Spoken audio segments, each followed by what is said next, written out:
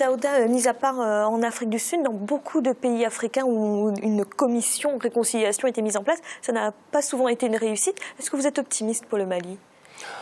Alors, ça n'a pas souvent été une réussite, certes, mais bon, il y a eu des avancées, hein, notamment sur l'Afrique du Sud que vous citez, même si tous les objectifs n'avaient pas été atteints. Sur le Mali, est-ce que je suis optimiste? Je veux bien l'être, mais je pense que ça va mettre du temps. Tout dépend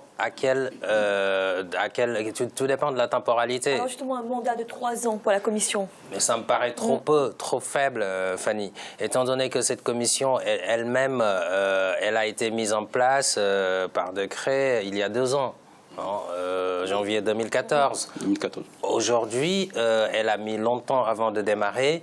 Et puis se pose la question des moyens. Vous pouvez demander à quelqu'un de mener des enquêtes dans le but de réconcilier. Il faut rencontrer les populations chez elles. Et il faut pouvoir d'abord avoir accès à ces populations-là. Ça veut dire que toutes les zones de non-droit, entre guillemets, qui sont encore contrôlées par des supposés groupes rebelles, etc., ces gens-là doivent être combattus pour qu'on ait accès à l'histoire même de ce qui s'est passé, qu'on puisse interroger les jeunes filles qui ont été victimes de viol, ceux qui ont été battus pour X raisons, les crimes culturels. On a vu pendant cette crise des monuments détruits et l'UNESCO s'était indigné.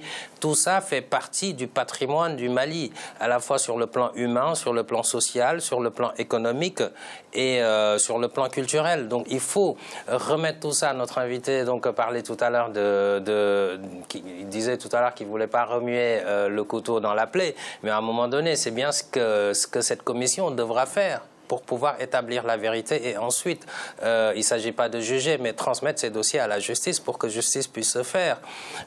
Parce que bon, ça me semble nécessaire pour pouvoir reconstruire le Mali aujourd'hui, alors que là, on est dans un contexte où il y a encore des exactions. Hein. Il y a encore même les soldats de la MINUSMA qui sont menacés. Comment voulez-vous aller dans le Nord pour enquêter sur tout ce qui s'est passé dans ce contexte-là? Ça me paraît difficile. Et puis pour terminer, je reviendrai sur les moyens.